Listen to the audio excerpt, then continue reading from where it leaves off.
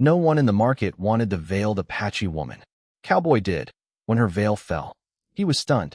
Why was the veiled Apache woman rejected by everyone in the market? And what did the cowboy see when her veil finally fell that left him stunned? Welcome, friends, and thank you for joining us for another journey into the American West.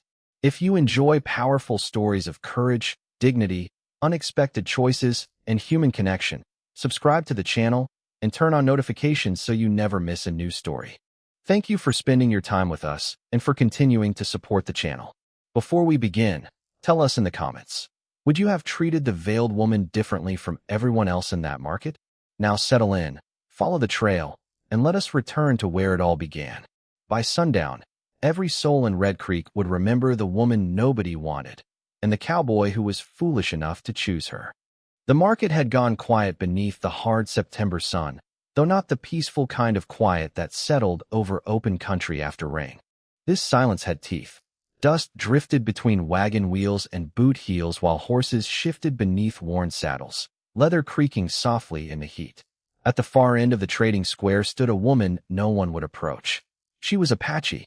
That alone was enough for some. A faded brown shawl covered her shoulders, and a dark veil crossed the lower half of her face, leaving only her eyes exposed, steady, watchful, giving nothing away. The market keeper cleared his throat.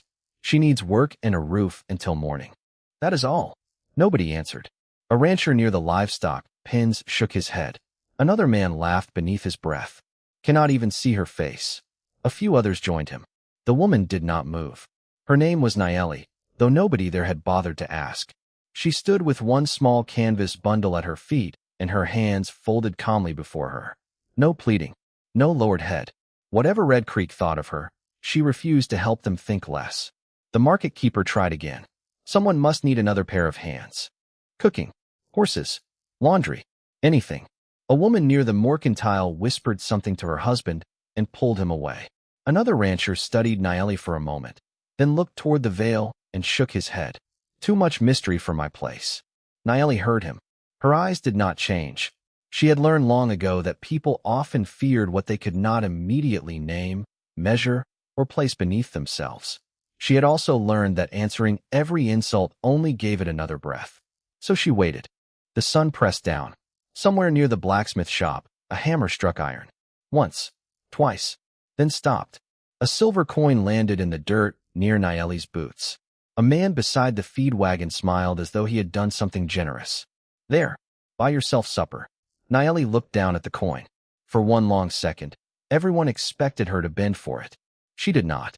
A boot stepped from beneath the shade of the mercantile porch. Elias Mercer had been watching from 30 feet away, a sack of coffee under one arm and a coil of rope over his shoulder. He was 34, sun-weathered from years in the saddle, with a quiet face people often mistook for weakness. Elias knew the man beside the feed wagon. Harlan Pike had owned his store long enough to believe that owning a building made his opinions heavier than other men's. Elias had never cared much for him. Today gave him another reason. He set his supplies down. She asked for work, Elias said. The laughter faded. He walked into the sunlight and stopped beside the coin. Not charity. He picked it up, crossed to Harlan, and placed it gently on the wagon rail. No anger, no threat. Somehow that made the moment heavier. Mercer, someone muttered. You do not know what is behind that veil. Elias glanced toward Naelli. Her dark eyes met his. There was no gratitude in them yet. Only caution. The kind earned slowly and lost quickly. Do not reckon it is my business, he said. That answer changed something in her expression. Barely. The market keeper frowned. You offering her work? Elias looked at the single bundle beside her feet, then toward the western horizon where the sun had begun its slow descent over miles of dry grass and red earth. His ranch had more work than one man could finish before winter. 2 sections of fence leaned badly. His gray mare had been favoring one leg. The north trough needed cleaning, and the eastern room had remained empty since Eleanor Mercer died 6 years earlier. He had spent so long living alone that silence had become another piece of furniture. I have fences needing repair, horses needing tending. Spare room has not been used in years. Someone chuckled again. And you are taking a veiled Apache woman home without knowing what she looks like. Elias lifted his coffee sack. I am hiring hands, not a face. This time nobody laughed. Naelli finally reached for her bundle. Before lifting it, she looked at Elias as though waiting for the hidden condition that usually followed generosity. None came. How far? She asked. They were the first words he had heard from her. About 3 miles west. I can walk. Elias nodded. So can I. As she lifted her bundle, something silver flashed beneath the edge of her shawl, there and gone before Elias could make sense of it. But he had seen enough.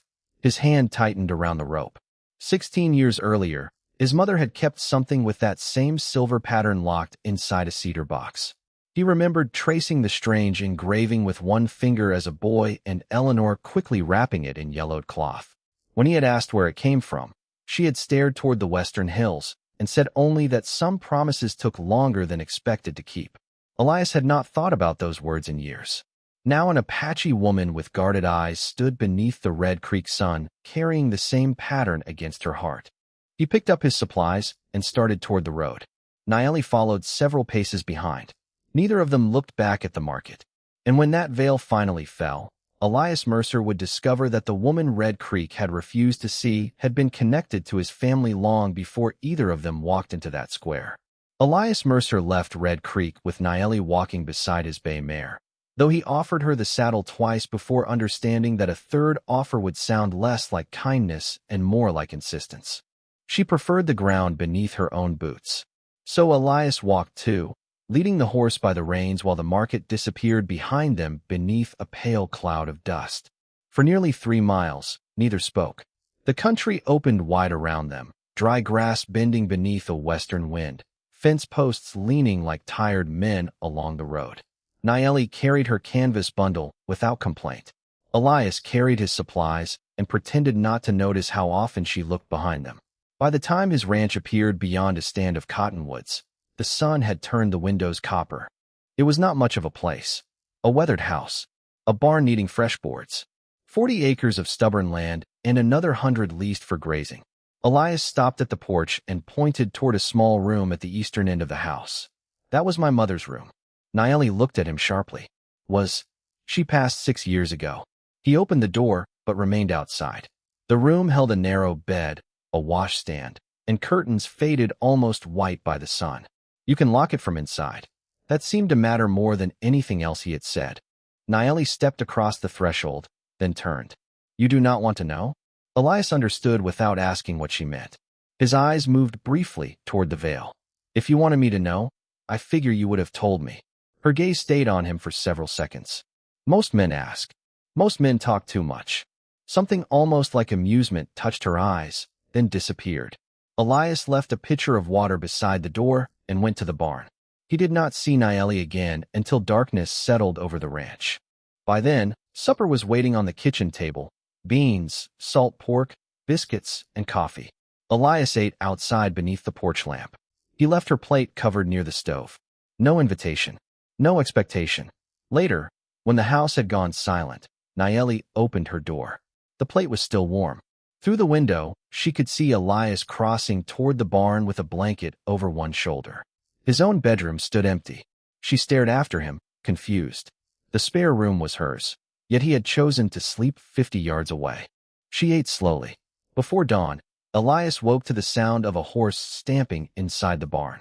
He found Naelli already there beside his gray mare, her palm resting gently against the animal's neck. The mare had favored her left foreleg for nearly a week. Elias had checked the hoof twice and found nothing. Naelli pointed toward the shoe. Too tight. Elias crouched, examined it, then looked up. She was right. You know horses. Horses do not care what a face looks like. The words landed quietly. Elias stood but offered no answer. Naelli turned toward the barn door, and as she did, something slipped from beneath her shawl and struck the wooden floor. A silver comb. Small. Old. Engraved with a pattern Elias had not seen since childhood. Naelli reached for it, but Elias had already gone still. Somewhere inside the house, locked in his mother's cedar box for 16 years, rested a piece of silver marked with that very same design. Naelli picked up the silver comb before Elias could take another step. Her fingers closed around it with a speed that told him the object was more than decoration. For a moment, the barn held nothing but the mare breathing and the faint rustle of morning wine through the cottonwoods. Elias looked at Naelli. She looked back. Neither mentioned what had happened. "You should loosen that shoe today," she said. "I will." Elias could have asked where she found the comb. He could have walked straight into the house and opened his mother's cedar box. Instead, he chose patience. By sunrise, Naelli was already working. She repaired a broken section of fence near the north pasture with the calm efficiency of someone who had spent years making useful things from whatever the land allowed. Later, she noticed one of the calves refusing water from the trough. She knelt, smelled the water, then dipped 2 fingers into it. "Do not let them drink." Elias frowned. "Why?" She pointed upstream. A dead cottonwood branch had fallen across the narrow channel feeding the trough, trapping mud and rotting leaves beneath it. Elias cleared the blockage, drained the trough, and filled it again from the clean well. By noon, he had stopped wondering whether Naelli could earn her keep. He had started wondering how his ranch had managed without her. Yet the silver comb stayed in his thoughts. So did the cedar box. That afternoon, while Naelli worked near the barn, Elias entered his mother's room for the first time in months. The air smelled faintly of pine boards and old lavender. Beneath the bed sat a cedar box with a brass latch. He opened it carefully. Letters, a church ribbon, 2 photographs, a small leather Bible. Beneath them lay a piece of silver wrapped in yellowed cloth. Elias unfolded it. His breath caught. It was not a comb. It was a narrow silver ornament, no longer than 3 inches, engraved with curling lines and tiny diamond shapes. The pattern was nearly identical to the one he had seen in Naelli's hand. He remembered being 18 years old when he first asked his mother about it. She had closed the box and said only, "It belongs to a promise I could not keep." Elias had never understood. Now, 16 years later, an Apache woman had walked into his barn carrying the other half of a mystery his mother had taken to her grave. He wrapped the silver again and returned it to the box. When he stepped outside, Naelli was standing beside the porch. Her eyes went immediately to the bedroom window behind him. She knew where he had been. "You recognized it," she said. Elias did not pretend otherwise. "I recognized the pattern." Her hand moved beneath her shawl, protecting the comb. "From where?" Before Elias could answer, hoofbeats sounded on the road. 3 riders approached through the afternoon dust. Elias recognized them from Red Creek. The man who had thrown the coin rode in front. They stopped outside the gate but did not dismount. "Mercer," he called. "We heard something went missing from the market yesterday." Elias rested one hand on the fence post. "What went missing?" The rider looked past him toward Naelli. His answer came slowly. "We figured you might let us search her things." Naelli became perfectly still. Elias opened the gate. The 3 men smiled. Then Elias stepped aside and pointed toward the road behind them. "Good," he said quietly. "Now you know which way to leave." The 3 riders did not leave at once. Their horses shifted beneath them, tails brushing at flies while the afternoon wind pushed thin ribbons of dust across the road. The man in front was Harlan Pike, owner of a feed store near the Red Creek market, and the same man who had tossed the silver coin at Naelli's feet. His smile disappeared. "You misunderstand, Mercer. We are trying to prevent trouble." Elias kept one hand on the open gate. "Then you can start by not bringing any here." Harlan glanced toward Naelli. "A leather purse disappeared yesterday. $20 inside." "Who lost it?" Elias asked. Harlan hesitated. "Mrs. Talbot." "Then Mrs. Talbot can come tell me herself." One rider behind him leaned forward. "You calling us liars?" Elias shook his head. "I am asking for something better than suspicion." Harlan's jaw tightened. "She was there yesterday. Now the money is gone. So were 50 other people. She is Apache." The words came easily, almost casually, and somehow that made them uglier. Elias looked at Harlan for a long moment. "That is not evidence." Behind him, Naelli stood perfectly straight. She said nothing. She did not need Elias to speak for her, and he seemed to understand that. He was not defending what she was. He was defending what was true. Harlan finally pulled his reins. "When trouble comes, remember we warned you." "I will remember you came without proof." The riders turned. Dust followed them east until the road swallowed both horses and men. Elias closed the gate. Naelli remained near the porch. "You could have searched my bundle," she said. "Could have. Why did you not?" Elias looked toward the barn. "Because it is yours." That evening, the sky turned the color of old copper. Naelli sat on the porch steps while Elias repaired a cracked lantern chimney at the table beside her. For several minutes, neither spoke. Then she reached beneath her shawl and removed the silver comb. She placed it between them. Elias stopped working. Up close, the engraving was unmistakable. Small diamonds bordered a curling pattern like running water. One edge was darkened with age. "Where did you get it?" he asked. Naelli's thumb passed over the silver. "A woman gave it to me 16 years ago." Elias felt the evening suddenly grow colder. "A white woman?" Naelli nodded. "I was a child. My family had stopped near a trading camp west of the San Pedro River. There was a fire one night." Her voice remained steady, but her fingers tightened around the comb. "People ran. Smoke covered everything. I could not find the way out." Elias said nothing. "A woman came through the smoke. She wrapped me in her coat and carried me outside. She stayed until my family found me." Naelli touched the veil at her cheek. The fire left marks. Afterward, strangers stared before they listened. Some showed pity. Some showed fear. Eventually, I learned that cloth could make people reveal themselves before they saw me. Elias looked toward the dark window of his mother's room. "What was the woman's name?" Naelli turned the comb over. On the back, almost worn away, were two engraved letters. E.M. Elias stopped breathing for a moment. His mother's name had been Eleanor Mercer.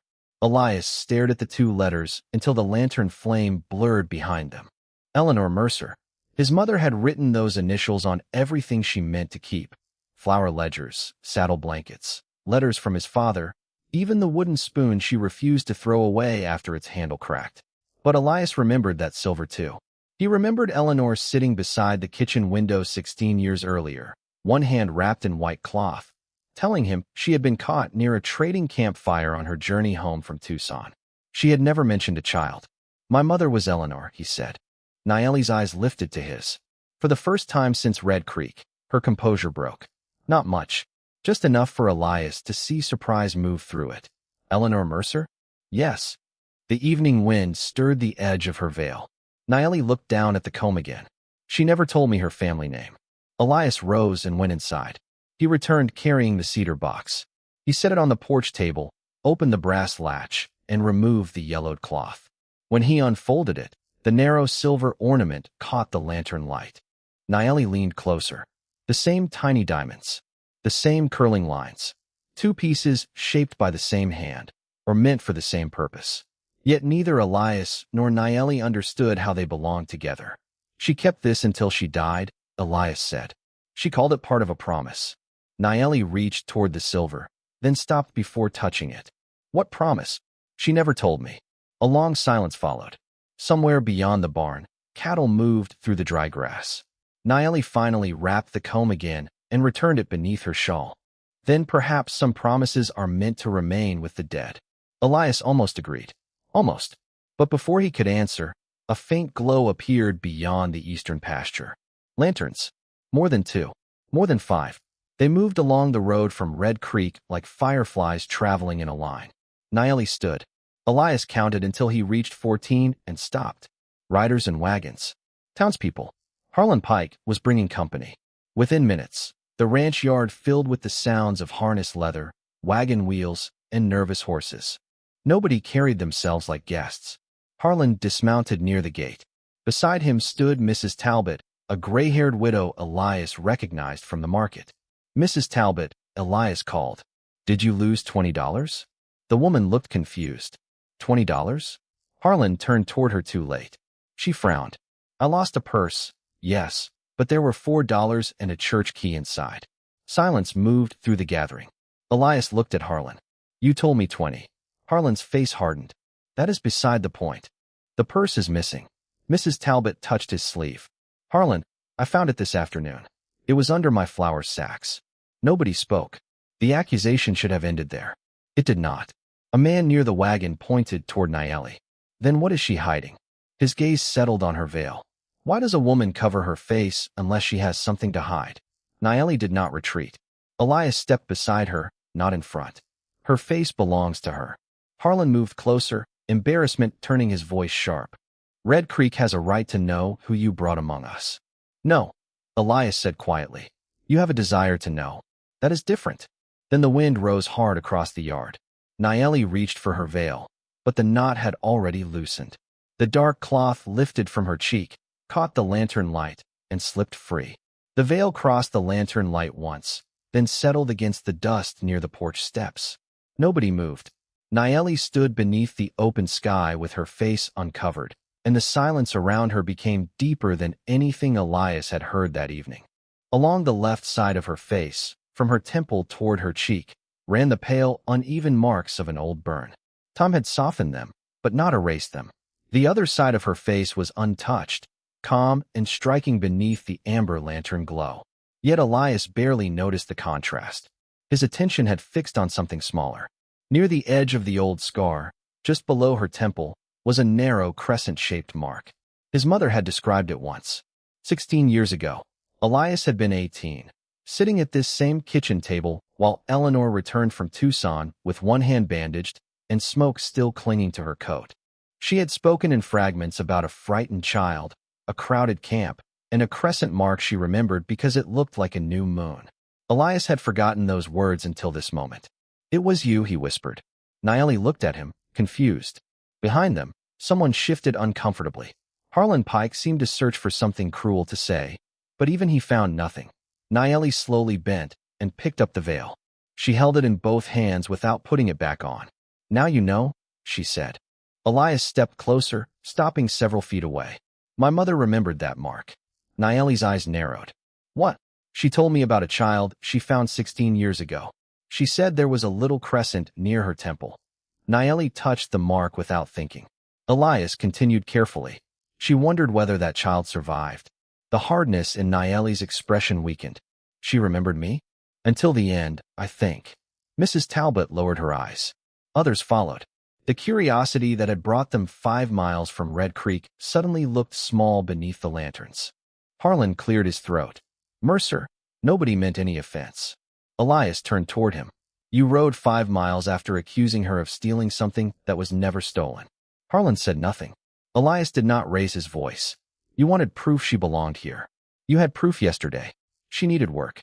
I had work." Naelli looked down at the veil in her hands. "This is why I wear it," she said quietly. Every face turned toward her. "Not because I believe these marks make me less." Her gaze passed across the gathering. "Because people show me who they are when they cannot see all of me." No accusation followed. None was necessary. Mrs. Talbot stepped forward first. "I am sorry." Naelli studied her, then gave a small nod. That was all. One by one, people began turning their wagons toward Red Creek. Harlan remained until nearly everyone else had gone, then mounted without another word. Soon only dust and lantern smoke remained. Elias found Naelli still standing beside the porch. She had not replaced the veil. "There is something you should see," he said. He carried the cedar box inside and opened his mother's old Bible. Between 2 yellowed pages lay a folded piece of paper he had never noticed before. On the outside, in Eleanor Mercer's handwriting, were 5 words. "For the Apache child, someday." Elias held the folded paper without opening it. For 16 years, it had rested inside Eleanor Mercer's Bible, pressed between pages his mother had touched hundreds of times, waiting for someone whose name she had never known. Naelli stood across the kitchen table, the discarded veil still folded in her hands. The lamp between them burned low. "Open it," she said. Elias carefully unfolded the brittle paper. His mother's handwriting had faded to brown. He read slowly. "To the child from the trading camp. I do not know your name, and I do not know whether these words will ever reach you. I looked for your family after the smoke cleared, but they had already gone. I kept wondering if you believed I abandoned you." Elias stopped. Naelli's fingers tightened around the cloth. "Keep reading." Elias lowered his eyes. "I gave you half of a silver hair ornament, so you might remember that one stranger saw you as a child who needed help. Nothing more and nothing less. I kept the other half because I hoped someday I could return it." Elias looked toward the cedar box. Slowly, he removed the silver piece and placed it beside Naelli's comb. This time she reached for it. She turned both pieces beneath the lamplight, studying their edges. Then she fitted them together. A soft click. What Elias had believed was a separate ornament slid perfectly into the back of the comb, completing a small silver sun surrounded by flowing lines. Naelli closed her eyes. For several seconds, the only sound was the ticking clock above the stove. "My grandmother made this," she whispered. "She gave it to my mother. My mother gave it to me before we traveled that year." She traced the completed design. After the fire, half was gone. Eleanor found it. Elias understood then. His mother had not given Naelli the comb. She had found the broken half in the confusion and kept it, hoping to return it someday. "There is more," Elias said. At the bottom of the letter, Eleanor had written one final line. He read it aloud. "If she lived, I hope somebody was kind to her before asking who she was." Naelli looked away toward the dark window. The words seemed to settle over the room like winter dust. "She was kind," Naelli said, "before she knew anything about me." Elias folded the letter carefully. "That sounds like her." Naelli looked at him again. "And you? What about me? Did you know about this when you spoke for me at the market?" Elias almost smiled. "I did not even know your name." Something changed in Naelli's eyes. Not trust completely. Trust did not arrive that quickly. But the door to it had opened. Outside, a horse called softly from the pasture. Then another answered from farther away. Elias turned toward the window. A line of riders had appeared along the western ridge, dark against the moonlit sky. 6 at first, then 12, then more. Naelli stepped onto the porch and watched them descend toward the ranch. She did not reach for her veil. "Your people?" Elias asked. Naelli nodded. "My uncle has been searching for me." Elias counted nearly 20 riders moving through the silver grass. "Are they coming to take you home?" Naelli looked down at the completed comb in her palm. "They are coming because they heard what happened in Red Creek." Elias watched the riders approach in complete silence. "And what happens now?" Naelli's answer was barely louder than the wind. "Now Red Creek learns whether being forgiven feels different from being judged." The riders reached the ranch before midnight, but no one came through the gate until Naelli walked forward to meet them. 20 Apache men and women waited beneath the moon, their horses breathing pale clouds into the cool desert air. At their front sat an older man with silver threaded through his dark hair. He dismounted slowly, and when Naelli stepped into the lantern glow without her veil, his eyes rested on the old marks along her cheek. He said nothing about them. Instead, he looked at the completed silver comb in her hand. "You found her family," he said. Naelli glanced toward Elias. "Her son found me."